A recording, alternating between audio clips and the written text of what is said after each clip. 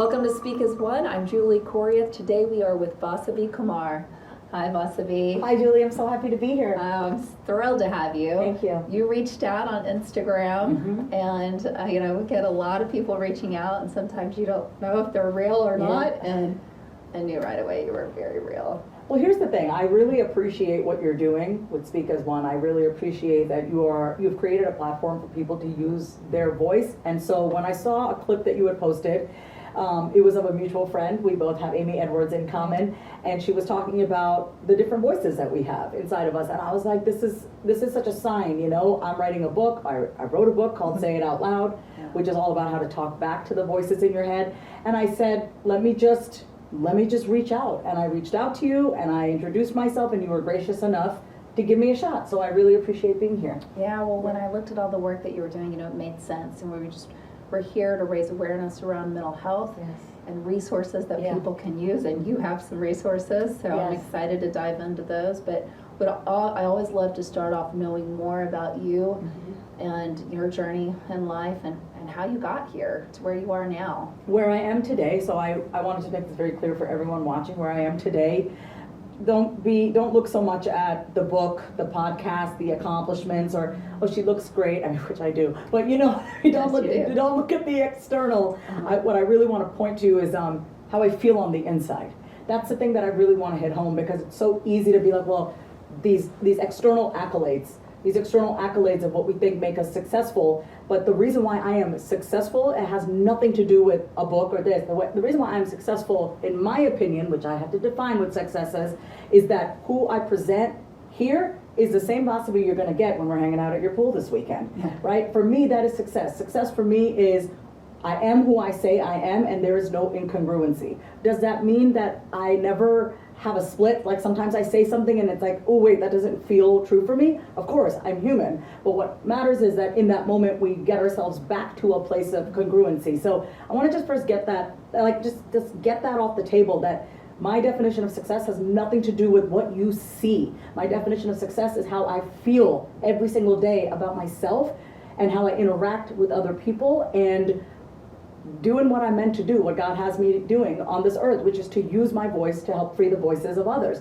But it was not always this way. And I think it's so important, everything that you just said. And one of the reasons I started this is because there was a time when I was really struggling, and every podcast that I would listen to or interviews that I would hear seemed to be about success. And it only highlighted just a short time of their life, or maybe they went through something.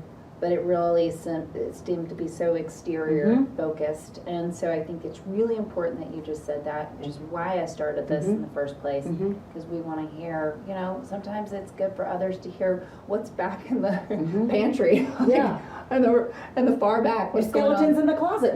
People want to know. So I would love to answer your original question, where I came from. So I was born and raised on Long Island. I am a first generation Indian immigrant. My parents came here, Shanti and Geeta. They came here from India in the 70s, and they just wanted what was best for me and my sister, which was a great life, great opportunities. My mother is a cardiologist, my father is a CPA. They work really hard. Everything that I am is because of them and what they sacrificed for my sister and I. I now see that as truth now. But you have to understand that growing up, it wasn't, I was a child growing up in a home where it wasn't predictable, and it didn't often feel emotionally safe for me. Not because my parents are terrible people, but because they lacked the tools. Like most of us, we lack the tools to regulate our own emotions, speak to our kids, how do we speak to ourselves. And so, they've made their share of mistakes, as most parents do, unknowingly. And because of that, in my life, I have struggled with, not knowing really who I am. I split off from myself from a very young age.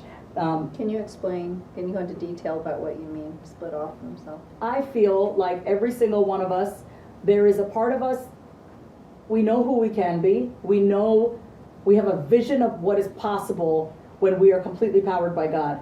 And then there's another part of us, of how we think we should be, based on societal upbringing, society, media, childhood upbringing, religion, friends, peers, this is how you should be, this is what it means to be a woman, this is what it means to be feminine, this is what it means to be successful. It's like, and we're constantly, we have like these voices being thrown at us, right? Like, this is how you should be, Julie, this is what a good girl is. And it's like, who made up those rules? So for me, from a very young age, I know myself to be someone who is very exuberant and effervescent and childlike and joyous. Like, I can light up a room, and I did when I was a kid. But you get older and you get older, and it's just not acceptable anymore. You just, you start to hit puberty, and it's like, you need to settle down, you need to cross your legs, don't be so wild, don't be so untamed. So it's like, oh, this part of me isn't acceptable. Oh, this part of me isn't acceptable. Ooh, I should probably tone down this part of me. So we split and we split and we split, and then where are we? Who are we? One part of me is under the rug, one part of me is silenced, one part of me has been abandoned, and then it's like I'm an empty shell of a person trying to figure out and get myself back to some sort of remembering of how God created me to be. So pretty much since the time I was 12, I say 12 because at 12 years old, I smoked my first cigarette. And I don't smoke cigarettes anymore, but I use that example because that's a pretty young age to start smoking. Yeah. Or doing any substance, or anything. And that's like the first time that I really split off because I wanted to be accepted by the cool girls. I was never one of the cool girls. Apparently, someone from my old middle school, she reached out to me. She's like, you're one of the cool girls now, right? I'm like, what does that mean? She's like, you're exactly who you are. And that's what makes you cool. I don't care about being cool. I just care about being myself, though. Yeah. What's so interesting is that before you split off, and which most of us do, right? Because we do want to conform to society and these certain standards that are set upon us, is that we're living in our most true self when we are children. Yes. And that is the person that now you're saying, hey, wait, I'm diving back into that person before I was 12. That's me. The one who's living in the now, the one who's going back and saying, I don't want to split off anymore. I want to be that whole person that I once was. At least that's how I'm understanding what you're saying. You're spot on. It really is, and in our adult life, and for me it has been, whether I split off from myself and went down the path of addiction. I just celebrated 4 years sobriety on March 27th. Yeah, thank you so much. Yeah, I was in New York for that. And, or whether it's, healing my codependent behaviors, which I have exhibited in many of my relationships, or it's boundaries with myself, boundaries with others, respecting my quiet time. I'm someone who's out there a lot. I'm out there and I'm the queen of saying it out loud, but unbeknownst to most people, I like to be quiet. I actually don't like to talk. Do you know that? I actually, I wouldn't believe that. I don't like to talk unless I'm actually asked a question. So for me, it's honoring that, right? As a child, I thought in order to be liked and loved and get some attention, I had to perform. I had to ramp it up. I had to, like jazz hands all the time, which I love that I have that part of me. I love that I have a part of me that can walk into a room and light up a room. But I, in my adult years, have learned to honor, there's also another side of me that enjoys quiet, that enjoys silence, that just wants to be with herself. Some of my favorite days and evenings are with me. Like I have a date, it's not even a date night anymore. It's like life with me. Yeah. It's just life with me. Embracing that solitude. So that's what I really recommend anyone watching and listening to this to really ask yourself is what parts of me have split off? What is the part of me? How do I bring more of me to the table? How do I bring more of me to this interview? How do I bring more of me to this friendship? How can I share more of myself? Now, please be discerning. Don't just share yourself with all and sundry. This is really where, the part of us didn't know how to have boundaries, right? But we did have this pure, naive heart. And that's the thing that I think I split away from the most, and I think a lot of us do. We become hardened. We become hardened, and we want to connect with people, but, can I trust this person? Can I trust this person? And so we keep the space between us and other people, where in reality, all we really want is closeness. Right, yeah. And I think, because I've been sober for almost 4.5 years now, and I think that really was so true for me. It was masking certain parts of myself and didn't realize I was keeping people at arm's length. I always thought I was like this loving, gracious person, and I am. But until I got sober, I didn't. That's when I realized, oh wow, I've been keeping up this wall between me and others, and I haven't been allowing the people to, come into my life truly, and vice versa. I will say this, and I don't like admitting this, but I was I was a very selfish person in my addiction. I missed my sister's medical school graduation. I missed my all my nieces' birthdays. My niece is 9 now, and she still loves me. She kisses me through FaceTime. That's how 9. I mean, she has obviously. She's not mad at me. I still am a little annoyed with myself that in my addiction, I didn't get to cultivate that relationship with my niece. But now we're getting closer. 9 years old. It's great. I missed my nephew's birthdays and stuff, so I was extremely selfish in my addiction, and I don't mind saying that because that's what addiction does. It convinces you that this thing is more important than people. Right? The drink is more important than people. The pill is more important than people. The cocaine is more important than people. Work is more important than people. Sex is more important than people. And it's like, and people meaning you too, because you also are that person, right? So I'm very happy for you as well that you're 4.5 years. And I just want to say, just anyone who's listening who is thinking of getting sober or in recovery, that relationship is for you to decide what you want it to be. So I will openly share this. Last year, so I've been 4 years sober from cocaine. Last year, I was like, let me have a drink. I did have a drink last year, a few drinks actually, and I was like, I wanted to not prove to myself, but I wanted to see, has my relationship to this changed? And I realized I don't want it. And that's what I'm saying is it's a personal decision. We cannot judge people on their healing journey, and I think it's very important for everyone listening is that, I may say something, Julie may say something, and ultimately you have to be the shot caller in your life, and you have to ask yourself, is this really healthy for me right now at this season of my life? So I was 3 years sober before I decided to even take one drink, and I know people in the recovery community might be like, that's bad or whatever, but it's your journey. The cure for addiction is not sobriety. The cure for addiction is connection with oneself. So I was connected to myself, and I wanted to test it out. And I felt a lot of shame in even wanting to test that out. But ultimately, what I realized was I didn't want to live in this very polarizing view of sobriety, which if you go through the 12-step program, it can be very like all or nothing mentality. When it comes to certain substances like cocaine, I'm very much all or nothing. I mean, there's like no way in hell I would ever go back to that. But even last year, I wasn't on mood stabilizers. I was diagnosed with bipolar disorder when I was 19. I've been on and off meds for over 20 years. Last year, I said, well, let me use cannabis. Maybe cannabis will help me with my mind, and it did. Cannabis has been excellent for me, for my brain functioning. It's been proven that cannabis has helped people who have bipolar disorder. It slowed down my impulsivity and risky behaviors, uncalculated risky behaviors.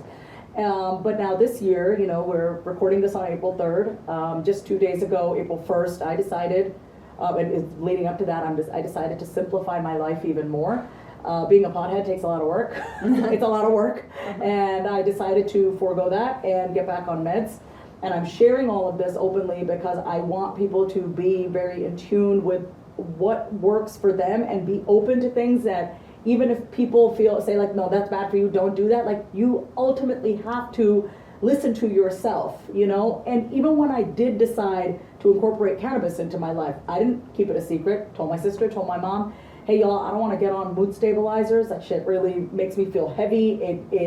It fogs me up. I'm going to do this instead. I was open with them. So for me, my thing is, as long as I am not keeping secrets, I am not staying sick. Yeah. Yeah, because then you're not living in shame. Yes, that is why I can That's even why we keep secrets. Yeah. Yes. It's because we think there's something shameful about it. And Yes. there's absolutely nothing shameful about learning to take care of yourself. Yes.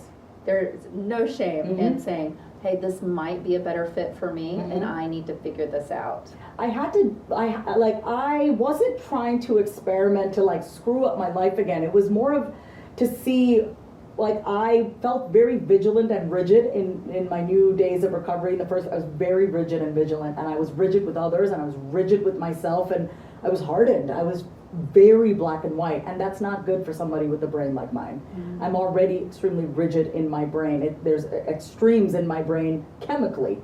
So I understand in the beginning of my recovery, I had to be rigid. I had to be vigilant so I could get away. Everyone in my life that was contributing to this, and I was contributing to it too, obviously, but then I kind of softened up and said, well, what would it be like to have a drink? And I did, and here and there I enjoyed it, but ultimately I was like, nah, this is not for me. Yeah. Well, so let's go back to that first cigarette at 12. Yeah. Is that when you first started to understand, not addiction, because it's Yeah. probably completely Yeah. hard to understand addiction at 12, but that high. Yeah, I mean, it definitely, when you smoke your first cigarette, I mean, it's, my poor innocent brain had never experienced nicotine, you know, nicotine is more addictive than crack, but I remember I liked how it felt, and I remember that it felt good that suddenly these cool girls who would bully me were accepting me. And so that's when my split off from myself began, is I have to split off from myself. I have to go against my personal values. I did not grow up in a home where anyone smoked or drank. My father never cheated. My father never lied. He never hit my mother. He was a solid man of integrity. I didn't grow up seeing any of this. No one in my family smoked. No one did anything like that.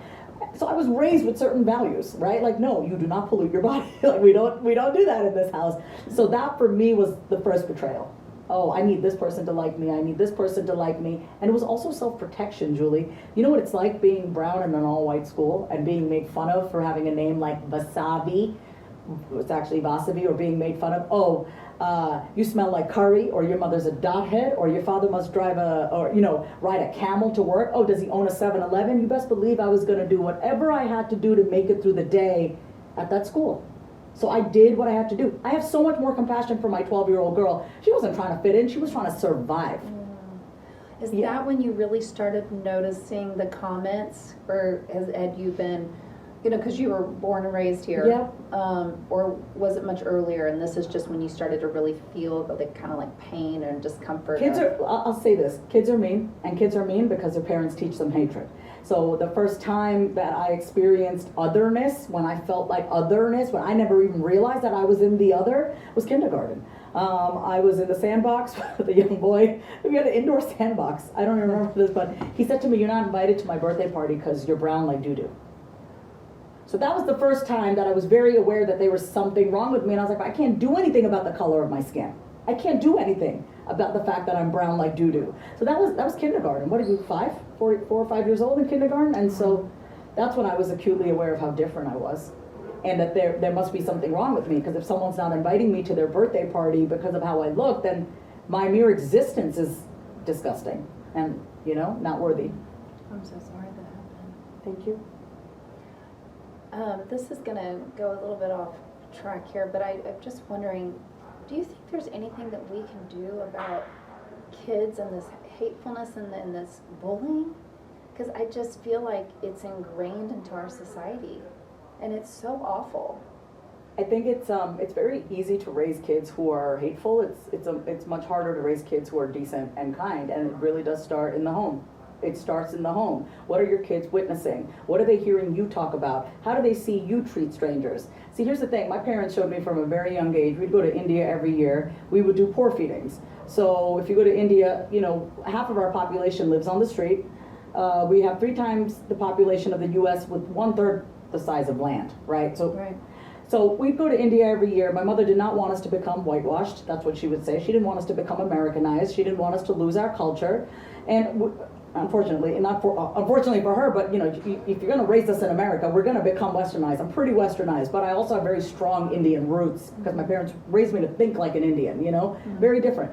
She'd bring me to India every year. My sister and I, we'd do poor feedings. So we'd have Hindu temples everywhere. We'd go pray to God. We'd offer, money, flowers, whatever. And there'd be a slew of poor people outside. And there'd always be like a little canteen or a little restaurant next door. So we would pack up food. They'd be wrapped in plantain leaves and newspaper and tied with string. And so my mother would have us, 6, 7 years old, handing out food to the poor and their kids. And I would just go give the food and run away and give the food. And my mom would say, "Can you please look at them in their eyes when you give them their food, because they're no different than you." So I learned at a very young age, and I saw it. I saw the way my parents taught people, treated people. They treated people with so much dignity, and they treated people with so much kindness and generosity, often to the point where they were not being generous to themselves. They gave of themselves so much, but it's taught. Kids see everything, and even if you don't say it, they feel it. Kids feel everything. They feel more than they can even see it, Kids, we pick up on everything, because think about it, when we're born, we don't have all this, we don't have all these limitations. We don't have all these beliefs yet, right? Like that our parents or society ingrains in our head. So we can feel everything. We can feel ourselves because we're not up here. And so the environment has to be such where the kid is not constantly on on their toes. Kids need to feel safe so that they can feel themselves. But if they're in an environment where it's not safe to be yourself, to speak your truth, they're going to start splitting away from themselves. And then where are they going to act out? They're going to act out in school. If you're going to treat your kid like shit, you don't think that that's going to affect them with how they treat somebody else? Like, if you're treating them with disrespect, tell me why they're going to respect somebody else. If they're, you know what I mean? So we teach our kids how to be with other people, and it starts with how we treat our children. I don't have kids for very personal reasons, which I have no problem sharing. You know, mental health is rampant in my family. My uncle killed himself. My father was diagnosed with bipolar disorder when he was 60, which is a very late onset. I was diagnosed when I was 19. I have consciously chosen not to have kids. My sister had a niece and nephew. I just did not want to bring somebody into this world consciously knowing the shit that we have in our family. So it stops with me. But I promise God that I will do whatever I can with the body that I've been given and the mind that I've been given. That's good enough, isn't it? It's very selfless of you. Thank you. I'm just starting to feel that way because I've been told a lot, like, you know, in our society, when we see a woman who chooses not to have kids, we think she's selfish. But like, I actually think I'm trying to help my unborn child to not have to suffer. You know what I mean? It's like, I know it's more so of why put another person who did not ask to be born in that situation. I just chose not to have a child. I'm solid with that. It's just something that no matter what, even if I meet the man of my dreams and he wants to have a family, I'm like, no, I'm good with me. Like, I'm good with me. I'm a great aunt. I'm great with my friends' kids, and that's where it stops. Well, I think it also just means that you know yourself. Yes. That's so important. I think a lot of times people have children and they don't. Yeah. And they think that they're going to get to know themselves better, and you will. Like, kids teach you so much. And sometimes, I mean, that's what brings about that relationship where people can find it, you know, their parenting to maybe be a little bit harsher than they thought it was going to be, or, you know, I yell and I didn't think I was going to yell, and because it's a mirror. There you are, your mirror, and it is tough. I'm very aware of my triggers. I'm very aware of the fact that, I have a mental health issue and I get triggered easily. Not as much because I'm very aware of my triggers, but there's no way in hell I would bring in a child and dump that onto another human being. No way. So I knew that. And I honestly was like, I knew I had a lot of stuff that I wanted to create in this lifetime, and what I felt like as a child was a burden. I always felt like a burden as a child. I always felt like there's never enough time for me.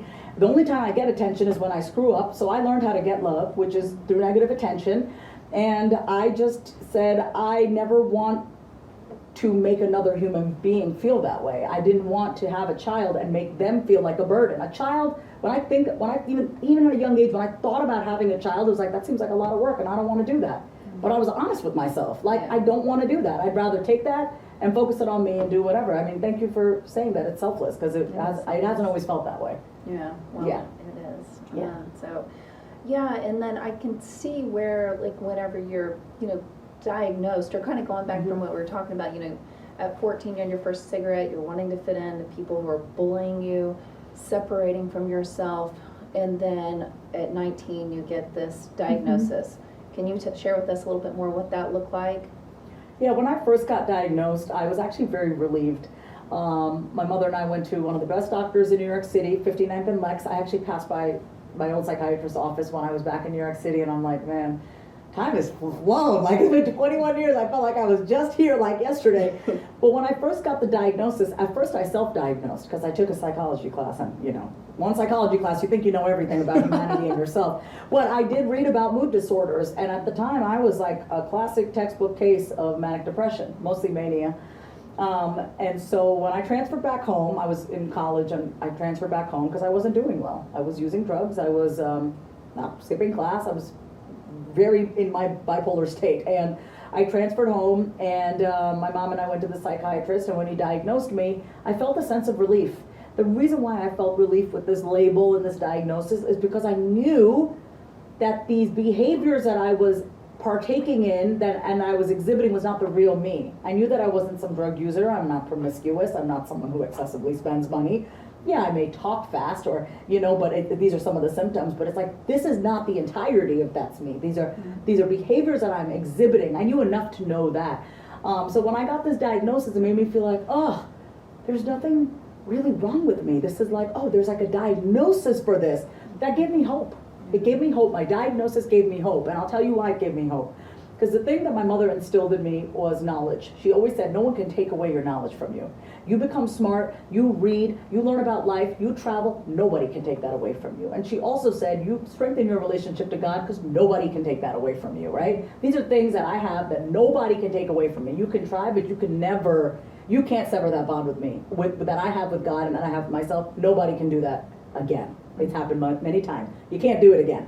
But then when I got diagnosed, it was an opportunity for me to get curious about my mind. And I owe that to my upbringing because knowledge was heavily, we're the daughters of immigrants. I mean, it's always about education. We're Indian. Everything's about education. So when I got diagnosed, Julie, I went to the Barnes & Noble like 2 days later, sat down in the mental health section and started reading about bipolar disorder because that's who I am naturally, and that is my saving grace. My saving grace is that I am curious and I refuse to be told who I am. So fine, you want to diagnose me with the mental illness? Okay, I'm going to figure out how to beat this. So that is what I have learned. I have learned how to understand my mind. I have learned how to talk to my mind. I have learned how to be in control of my mind rather than have my mind control me. But it hasn't always been easy. I've used lots of things to medicate me and feel better on the inside. Relationships, drugs, alcohol, work, busyness, gossip, whatever we use to feel good about ourselves, even though they don't really feel good, they just numb us. And so throughout that journey of learning how to talk to myself and understand myself, I think what I can say now is when you take the time to really be curious about who you are and use a gentle and kind tone, how you talk to yourself, anything is possible. Because you have kids. You know, if you yell and scream at your daughter, she's going to shut down. Or she might scream back, right? I mean, Right. So the same thing goes for us. If I'm yelling at myself and I'm being mean to myself, why? Of course I'm not motivated. Of course I'm resistant to taking risks. But when how I talk to myself, that is my game changer. That is my weapon. My secret weapon is the way that I talk to myself. I have a voice that can get me to do the things that are good for me. I also had a voice that convinced me that doing really awful things was okay. It's okay. No, but now it's like, no, I have a very beautiful, directive, guided voice that I listen to. Yeah, so we have these different parts of us, and you were very much into this being diagnosed, also trying to understand where things got separated, and how then did you take that diagnosis, and what did your life look like after that for a while? Well, that's like 20 years, right? 21 years since 19 to where I am now, but in the interest of time, what I want your audience to really know and understand are just some of the paths that I took to get to where I am. And they're just, I've clumped them in terms of categories, right? So relationships, finding my worth and approval in men. I've been seeking and loved male validation since I was 14. 14 years old was the first time that I had real male validation and a man finding me attractive. I mean, other than my father, right? My father obviously loves me and thinks I'm beautiful. It's very different than daddy's love, though. 14 is when I first really felt like, ooh, and then that carried on later on in life. So approval from men, validation from men. My worthiness came from men. My worthiness came from whether certain types of people like me. My worthiness came from how much money was in my bank account, and my worthiness came from how much I could do for you, right? And let me do all this for you so that you love me back. And so because of that, I've often been attracted to people who taught me that lesson over and over again. I'm very grateful. There's nothing in my life I would change. I wouldn't change the guy that I dated after my husband and I got divorced. I wouldn't change my divorce. I wouldn't change my 2 times in rehab. I wouldn't change my arrest. I wouldn't change the amount of therapy that I've been in and the amount of suffering and silence that I've been in. But I do know that no one has to go through that if they have community and if they keep hearing stories like this, and people can really see that they're not alone. But I took many paths from there on out, and that's the thing I want everyone to know is like it can take as long as it's meant to take. I think like I said, I don't want to ever change anything that I went through because I love the person that I've become today. If we would have changed any little piece of my life, Julie, I wouldn't be who I am today and who I am is pretty damn magnanimous. And that's what I want everyone listening and watching to know this. Like, you have to, even in this moment, no matter what your bank account looks like, no matter what your social media following looks like, no matter what, like, you've got to look at who you are today and start to embrace these parts of yourself that make you you. And when you do that, it's a lot easier to move forward, right? Because so many of us are trying to grow and evolve from a place of, but I hate who I am. So you're going to hate who you are today and then try to, grow yourself into love. It's like, no, start to see who you are today, accept that this is who you are today, and can you give this part of yourself and this version of yourself just 1% more kindness, 1% more grace? Because guess what? I'm never going to get back that 23-year-old Vasavi.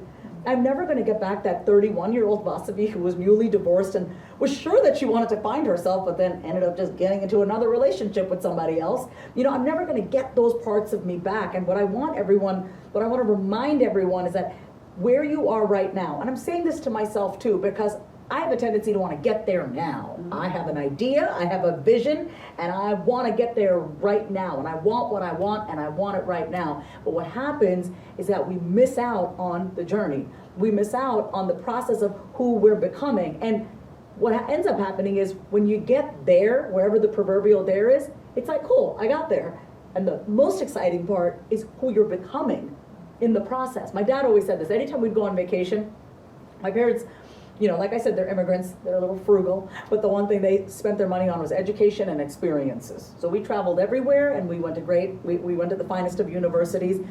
My mom would often be very frazzled on our way to vacations, like getting places, and my dad would always say, we are not going to ruin the experience of getting to where we're going. The experience of the journey has to be fun, and that's what I really want to say today, is that no matter what path I've taken over the past 21 years, whether it's through drugs, alcohol, relationships, just friendships, finding and work, finding my worth through all those things, what I now know is that none of those things can make me feel good about myself.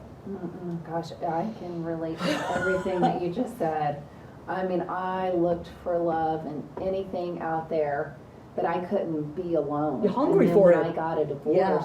Mm-hmm. and the kids would go with their dad on certain weekends, being alone was torture. It felt like torture to me, because I needed to find that love. Where was that love? Mm-hmm. Because I didn't have it here. Mm-hmm. And here was hate, shame, anger, and here was just like this voice beating me up, Mm-hmm. saying, you're not enough. What are you doing here on this planet Earth? You can't even do this right. You can't do this right. And just like you, I wouldn't change any of that, because it's brought me here. And we do have to go through those journeys in life, and hopefully with us sharing our stories, people don't have to go through it maybe so long. Like, I really hope that, my kids are going to have their own journeys. They're going to have to go through struggle and figure out things. I hope that they don't have to go until they're 42. I'm 46 now, but 42 is whenever I started going on this journey. But they might, and that's okay too. We have no control over that. We have no control over that, and the only thing that we can do is exactly what you said. Is just like 1%. If you can take 1% of time today and love yourself a little bit more. If you have those thoughts that come through your mind that are hateful, hey, that's okay too. It is okay too, and I'm glad that you said that, because I'm not a believer of like, kill those voices in your mind, or that's a mean voice. And my philosophy is even the meanest voice in your head needs love. Right, exactly, and that's what you can do, is you can turn around when that voice is saying like these really awful things to you, and just say, you know what, I'm going to choose to think something differently today. Don't beat the voice up, because then it's just going down this other negative spiral. Because then you're abusing the abuser. Right. Which you have an abusive, listen, we all have an emotionally abusive voice in our head. I mean, you cannot escape it unless you've lived in a bubble your whole life. You know what I mean? But we all have a mean voice in our head that makes us feel really small. The ultimate battle that we are all up against as human beings is with our mind. Right. That's it. Is what our mind is telling us about who we are and who we aren't, who we can and who we can't be, and why we suck, and I'm like over it. Yeah, and then more gentle and kinder we are to that voice, Yeah. then it's going to kind of go away. I'm not much of a sports person, but what I love watching like basketball. I love watching team sports, and I like to think of all the players as like we all have different players in our head, right? Just think about the different personalities in your own mind. Julie, we have the cynical one, we have the lazy one, we have the one that makes really good excuses, we have the jealous one, we have the envious one, we have the mean one. I have a vicious Vasavi inside of me. Oh, don't cross her. She will let you know. Listen, I'm a licensed therapist, so I see everything. I can see the dark, I can see the light, and so like I have that part of me. All of it is good, and I don't mean all of it is good like it's okay to lead with vicious Vasavi, but it's all holy to me. Right, and one of my therapists one time said to me, she said, you know, that there was a certain part that came out, and she said, how about we just put that part in the back seat and put a seatbelt on it? Yes. And say, you know, I'm going to drive right now. Yes. Yes. That's all. It's like, listen, I want people to think of the voices in their head or the different parts of themselves as players, right? Your job, like, so you have these voices in your head that are basically micromanaging you. Julie, don't do this. Julie, do that. Oh wait, Julie, don't do that too much. And then you have all these voices. But then I like to call it the voice of God. It's the voice of reason. It's the voice inside of us that will never steer you wrong. It's the mother to you. It's the father to you. It's the friend to you. It's the kindest, most honest, loving version of yourself, right? You can have all these voices in your head, and ultimately my job with my book, Say It Out Loud, my mission here is to help you follow your heart at the end of the day. It's not just some cheeky meme, but when you learn how to talk back and understand these voices in your head, you actually will get out of your head and more into your heart, which is, I think we need more of that. Yeah. I mean, when we can come from a place of love and acceptance, and take out that fear, you know, it really allows, you know, for more kindness in the world. And more kindness to our children, which then will lead to kids, their children not being, I'm sorry, let me rephrase that. Yeah. But more kindness to ourselves then teaches our kids to be kind to themselves, and then we have less bullying, and it just is this trickle-down effect where if we could just all learn to come from a little bit more heart, it could go a long way in this world. I know this episode wasn't about parenting, but I did give a bit of coaching to one of my clients, and I said to her, she has 2 sons. I said, she talks to her son about voices and parts. You know, like, hey, like, do you have any like voices in your head? Not like, you know, like, do you have anyone that talks to you in your head? You know what I mean? Not like in a crazy way, but it's like we all have thoughts, and we have, you know, it's not like just like telling you some, you know, a voice to hurt yourself or another. But I suggested to my client, I go, have you ever asked your son if he could hear mommy's voice in his head? And I said, ask him what mommy's voice sounds like in his head. Because if a kid is honest, which most children are, if they feel safe, if he says, mommy's voice in my head is mean, then guess what? As a parent, you then get to address that mean part of you. Right? My mother, I love her, but she's one of the harshest people I know. Like, literally no emotion.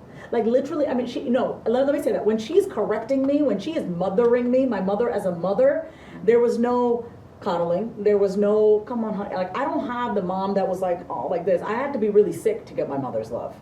I didn't just get my mother's love just for existing. I got my mother's love and attention when I was sick.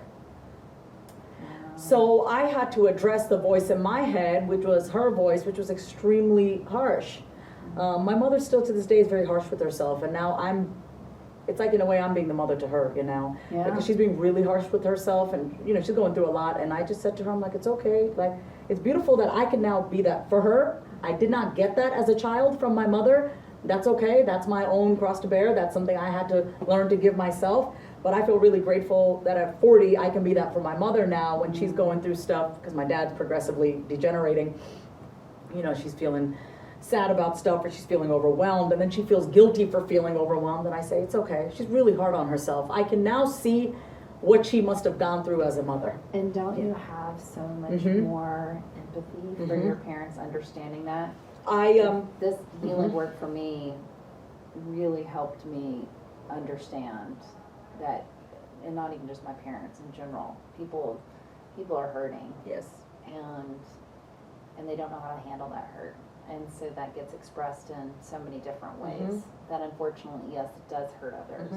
No one, I think, realizes what they're doing. No.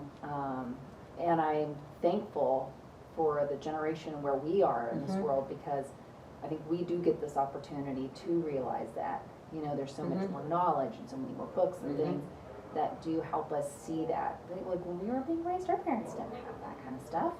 They didn't know any of this. And also, we as adults get to take our parents off the pedestal. Where in your life are you still keep making other people more powerful than you? You know, like, I don't want anyone to have that much control over my emotions, including my parents, and that is a hallmark of growing up. The hallmark of growing up is even my mother and father do not have that control over me, right? And let me tell you something, it's not easy.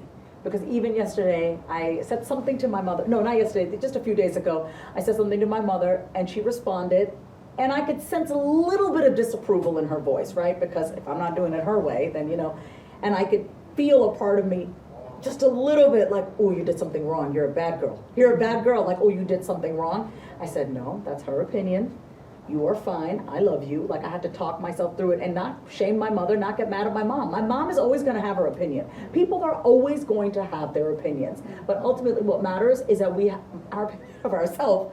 You think I'm gonna worry about what Julie thinks of me? No offense. I know what I think of myself. And so if I think highly of myself and I act according to my standard, it doesn't really matter then what you think, because I'm acting in a way and I'm being in a way that's congruent with my values. Yeah. That's hard though. I mean, I'm an overcoming people pleaser. I think we all are, aren't we? It was. Yeah. I mean, I don't like to let people down. I don't like to hurt anyone's feeling. But here's the flip side, Julie. We're so okay with, we want to keep the peace on the outside, but we're like, we're committing warfare against ourselves on the inside. Oh, let me keep the peace on the outside, but inside, I'm okay with creating chaos inside. See, I don't trust people like that. I don't trust people who are people pleasers, because if you're not you, I know we're overcoming it, but people who please others to avoid rocking the boat, I don't trust you, because that means you don't care about yourself. You care more about making other people happy, and you don't really love and respect yourself. I don't trust that you will handle my heart properly then. You're just gonna say yes to me because you wanna please me, and that's not real for me, that's fake. So anyone out there calling themselves people pleasers, stuff like that, like, don't feel sorry for yourself. You really gotta do something about that, because you think you're doing the right thing, but what you're actually doing is creating more conflict, which you're trying to avoid, and you're creating more chaos, because you're not being honest with yourself. yeah, and you're not loving yourself. No. And when you're not loving yourself, guess what? That energy vibration of you not loving yourself, that is gonna spill over into all your relationships. How's that people pleasing going for you now? Learning to set boundaries and speak up for myself was one of the hardest things I ever had to do. Like, I literally, before I knew I had to make this leap of faith and say something to somebody to make a boundary for myself, I was like trembling. I'm like, I really need you not to, you know? And now it's so much easier. Like, when you say things like that, it doesn't feel good, and I need this to stop. Yes. But it's so hard, but do it. Set your boundaries. It means that you love yourself. It means you want to take care of yourself. And when you do that, you're actually naturally taking care of everyone around you. I wish people saw that. I wish people saw that. I had a girlfriend who asked me to come over yesterday, one of my dearest friends, and I said yes immediately because she's my girlfriend. Of course I want to see her, you know, but then I was like, and then like a few hours later, I like got into my work, and I was like, you know when you're just in a creative flow? And I wrote to her and I was like, I don't think I'm gonna come. And even though this is one of my closest friends here, there was a very tiny part of me that was like, is she gonna be mad if I don't go? And I was like, no, she's your, like, one of your closest friends. Like, she's your friend for a reason. She's not gonna get mad. Like, it still shows up in different places now, you know, but it's in those moments when it pops up, because it will. In, you know, new level, new devil, you're gonna come into a new situation with a new person, and it might come up again, but in that moment we have the opportunity to pause. We have the opportunity to be honest with ourselves and ask ourselves, is this true for me? Like, do I actually want to do this? So slowing down for me has been imperative. I've said yes to a lot of things because that's just how I train myself. Right, yeah. Yeah. And so it seems like through kind of going back to that diagnosis, through a lot of different things that have happened to your life, you know, divorce, another relationship. Another one after that, I got engaged. Okay, another relationship, rehab. Twice. You're in this position now where you're like, hey, I've learned all this, I've been through all this, and I want to give back. And you are giving back in so many different ways, and I know the book is one of them. So I'd just love to hear more about that. Yeah, so I've been doing this work, like, you know, just understanding myself since I was 12, right? I started therapy when I was 12 years old. I have been in the habit of saying it out loud since I was a kid. I'm very lucky. I could say whatever about my parents, but the one thing, they did many things right, but the one thing that they really did was they didn't shy away from getting me help. At 12 years old, I said to my parents, I can't talk to you guys. I need to talk to somebody else. And I think because my father had lost his brother from suicide, just a few years, maybe 9 years prior to, not 9 years, just 2 years ago. 2 years. So I went to therapy when I was 12, and just 2 years prior, my uncle had taken his life. So then at 12, when my dad's little daughter says, I need to go to therapy, I can't talk to you, or Mom, my dad found a therapist, and Virginia was my therapist. Her name was Virginia Cummins. She's still alive. Virginia and I worked together for 16 years. So I'm in the practice of saying it out loud, and I know how freeing it is. And so I wrote a book called Say It Out Loud. I signed with New World Library 2 years ago, and they were fascinated by my concept of verbal journaling. I don't journal. I'm not a journaler. I say it out loud. I talk it out loud. I talk to the voices in my head out loud. I find that when I journal, I filter stuff, and it's just not as raw as I want it to be. And for me, my biggest closure in my, the thing that has been closed off the most is my throat. I mean, I even have thyroid. I even have hypothyroid, which is like, what, isn't that like right here? I don't know, but my throat has been something that's been closed off, unbeknownst to most people, even though I'm the queen of saying it out loud. There's lots of things in my life that I have repressed and suppressed, namely in romantic relationships, where I'm just like, oh, you're my God now, I just don't exist. So, for me, talking it out loud, understanding these different parts of myself, vicious Vasavi, vulnerable Vasavi, vixen Vasavi, I talk about this in my book. I think it's a really fun way for all my people who have ever bought those expensive journals and they just can't get themselves to write. My book gives you, every single chapter helps you talk to and talk back to the different parts of ourselves. So at the end of every chapter, the exercises, you don't really need a journal for my book. You just need to, I give you prompts and you ask yourself questions out loud and you answer it back out loud. Because my belief is that when you ask yourself questions and you out loud, everything is out loud, and when you respond out loud, you can hear the tone of your voice. You can hear that you're lying. You can hear how you feel. And when you hear it out loud, you transcend above that ego. You're not the thought anymore. You know how sometimes you have a thought and you think it over and over again, you start to believe it, but when you say that out loud, your shame shrivels, right? Because we have these thoughts that produce so much shame inside of us. When you say it out loud, your shame shrivels just a little bit because it's no longer in here and it feels so true. But when you say it out loud, it's like, oh, okay, maybe I don't have to be so ashamed of this. Maybe it's not so scary. And that's what my book, I really just want it to help people be kinder to themselves. I dedicated my book to all those who suffer in silence because so many of us suffer in silence, and I just don't think we need to. I think you need to find the right people. I think you need to find people in your life who have your back, and it starts with you having your back first. And what I want to say to anyone listening and watching, if you were ever told as a kid, don't talk back, listen to your elders, this book is for you. Because the thing is, if you haven't been taught how to talk back, like I talk back to my parents all the time. I'm like the brown sheep of the family, right? Indian girls, we don't talk back to our parents. I curse my parents out. I'm not proud of it. I've talked back to them, and while I'm not proud of it, that ability to be able to I don't want to say disrespect authority, but I did disrespect authority. That fire in me has helped me talk back to the voice in my head that kept me in my addiction. That voice in my head that said you don't deserve any better, right? So I want you to talk back. I want you to talk back. I want you to be able to stand up to those voices in your head. It's no one's fault. It's no one's problem anymore. You can keep blaming your childhood. You can keep blaming society, the government, this, and ultimately the voices that you have to deal with are the ones in your head. Because those are with you from the time you wake up to the time you go to sleep. It's not about what other people think. Stop caring about what other people think. Start caring about what you're telling yourself, because that's what's dictating you, not everybody else. And if someone says to you, this idea is stupid, why are you spending your money on this? Can't you go get it? Whatever it is, right? And then we want to blame the other person for being doubtful and being cynical, but you're cynical and you're doubtful, and that's how they got to you. So maybe just remember, everyone is a mirror.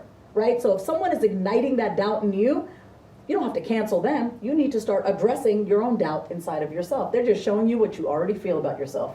Oh, it's so true. I've learned that so much the last few years.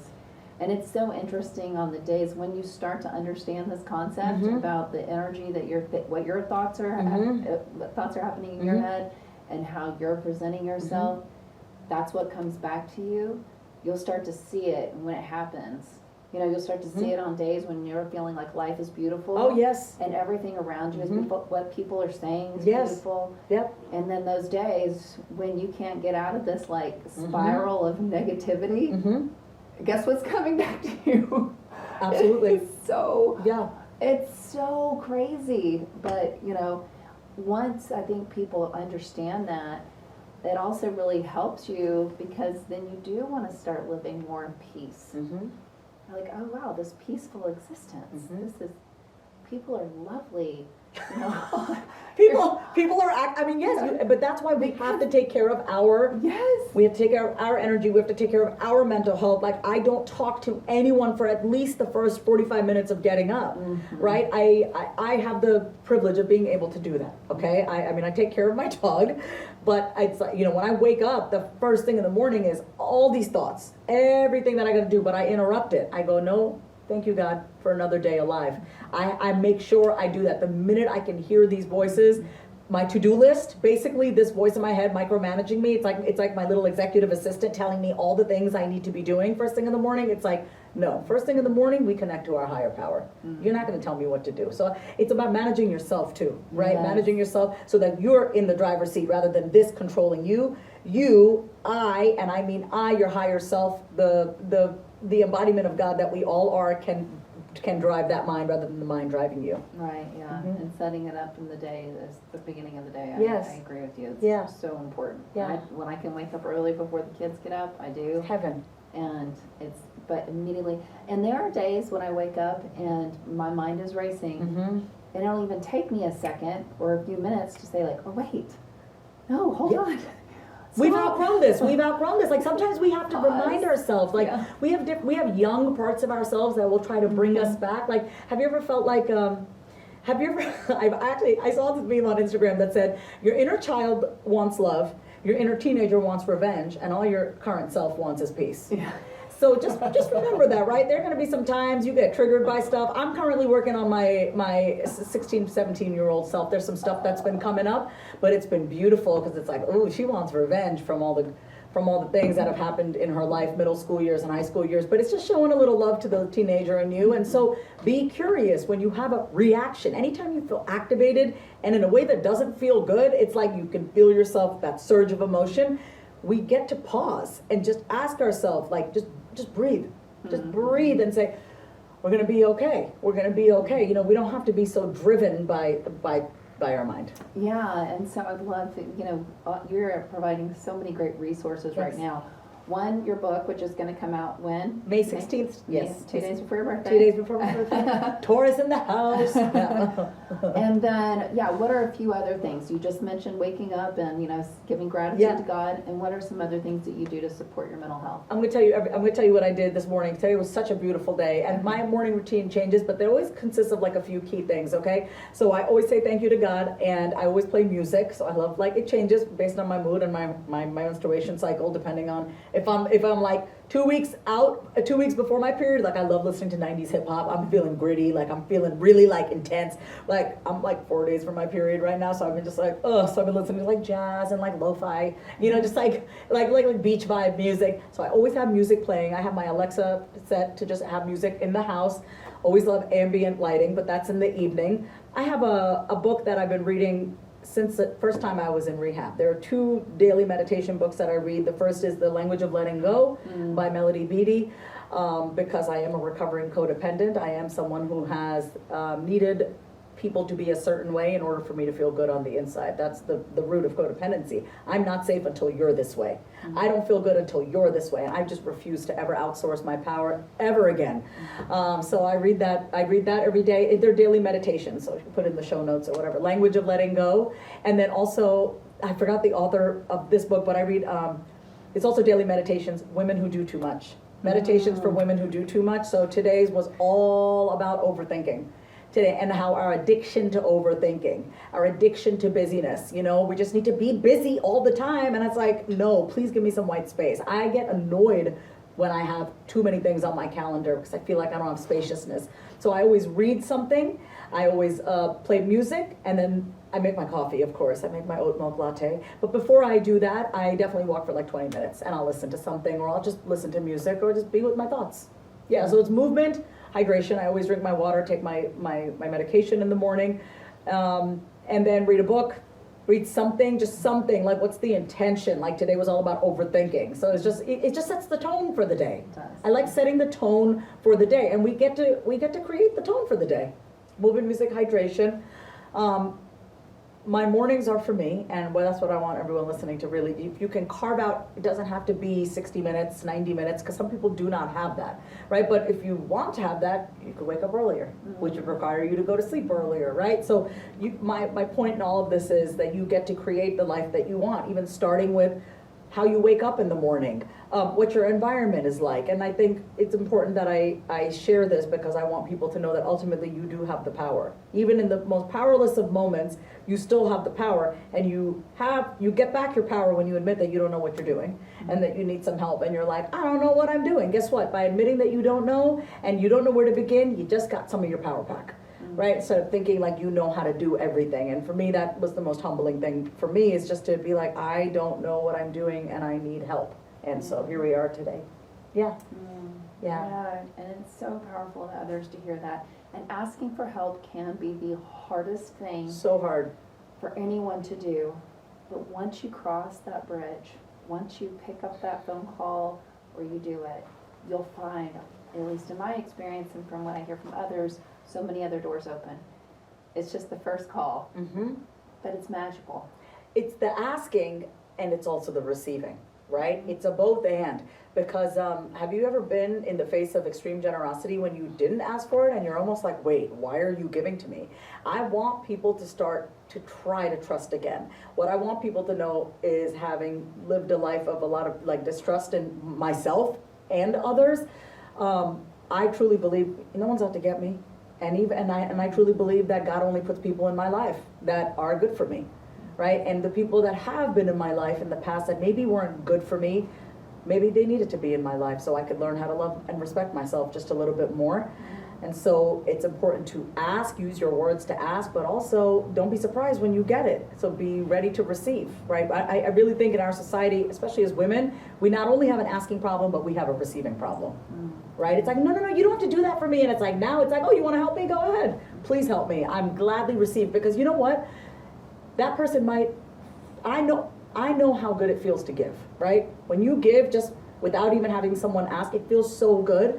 And so why should I rob someone of that to be able to give to me? Yeah. Well, and thank you for giving to us. Well, thank you for letting, like, I asked you and you said yes, so I appreciate you. Oh, yeah, happily. And we can't wait to receive your book, Say It Out Loud. Yes. May 16th, but you can pre-order it now. Yes, we can pre-order it. Go to sayitoutloudbook.com. The most exciting thing that I want to share is that everyone who pre-orders gets a virtual ticket to my book club, which begins in June. So we're going to go through all 12 chapters in the course of a month. And guess what, guys? When you're in any of my groups or my book club, I don't really do the talking. Y'all do the talking, because I don't have a problem saying it out loud, but I know the people who are reading my book, anyone who is attracted to a book called Say It Out Loud, you have some stuff that you need to say. So please go to sayitoutloudbook.com, pre-order. It's available everywhere: Target, Barnes & Noble, Amazon, all the places. And then, right on my website, you can enter in your order number, and then you will get your email to all my bonuses, some cool meditations that I have, some instant access gifts, and then, yes, in June we have a book club. Yep. Well, can't wait to get it. Yes, thank you. Be a part of the June group. Thanks. So thank you. The book club is going to be, it's anyone who's ever had groups with me. I mean, if you think this is fun, it's going to be even more people. It's going to be popping. It's going to be great. Okay, good. Yeah. Very good. Yeah. Vasavi, thank you so much for joining us today. Can't wait to read your book. Your story is going to help so many people, and we will have all the links below for people to find and go and get your book. So thank you. Thank you. Yeah. I want to thank Vasavi again for joining us here at Speak as One. You can check out her story on our YouTube channel, Speak as One, on our website. And please, as always, like, subscribe, and share with your friends so you can hear more stories around mental health. Thanks so much.